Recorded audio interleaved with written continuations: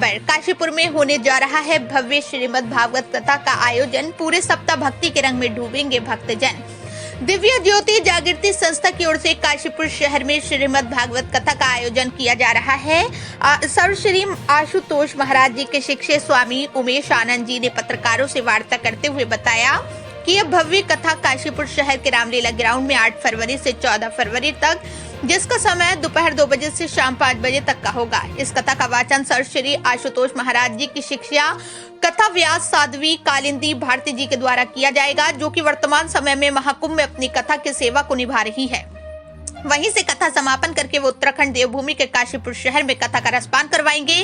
कथा व्यास जी द्वारा इस 7 दिवसीय कथा के माध्यम से अलग अलग प्रसंगों के द्वारा प्रभु के आध्यात्मिक रहस्य को जानेंगे।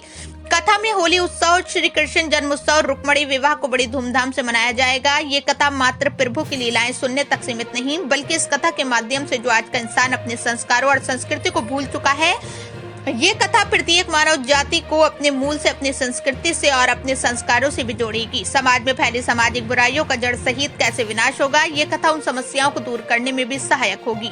और साथ ही कथा से एक दिन पूर्व विशाल कलश यात्रा निकाली जाएगी। ये कलश यात्रा कथा स्थल से प्रारंभ होकर शहर के मुख्य मार्गों से होती हुई जाएगी और समापन रामलीला ग्राउंड में होगा। इस यात्रा में कलश उठाने वाली लगभग 551 महिलाएं होंगी। साथ ही छोटे छोटे बच्चों द्वारा झांकियों को भी प्रस्तुत किया जाएगा।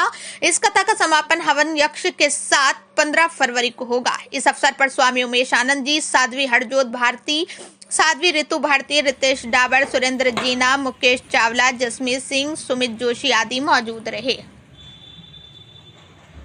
कथा में जो साध्वी कालिंदी भारती जी आ रही हैं, तो वो जैसे आज हमारे समाज में बहुत सारी सामाजिक बुराइयां फैली हैं, मात्र ये नहीं कि वो कथा वाचन तक ही सीमित रहेंगी। उन सामाजिक बुराइयों को कैसे जड़ सहित हम उसका नाश कर सकते हैं, उस सारी समस्याओं का समाधान भी दिया जाएगा। और साध्वी बहन जी के द्वारा ये भी बताया जाएगा, ईश्वरीय सत्ता जैसे धरा पर आती है तो बहुत सारी आध्यात्मिक कैसे लीलाएं करती हैं, तो उनके क्या आध्यात्मिक रहस्य हैं, ये भी साध्वी बहन जी के द्वारा बताया जाएगा। तो यही निवेदन है। बात करें तो इसमें महिलाओं और पुरुष के बैठने की किस तरह की व्यवस्था की गई है?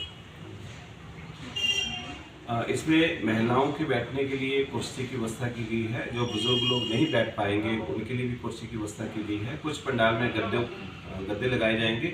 जैसी जिसकी इच्छा और जैसी इसकी सुविधा होगी, वो व्यक्ति उसी हिसाब से बहुत ही अच्छे कंफर्ट जोन के अंदर अपनी कथा सुनेगा और बड़ा आनंद के साथ इस कथा का रस लेगा। ठीक है।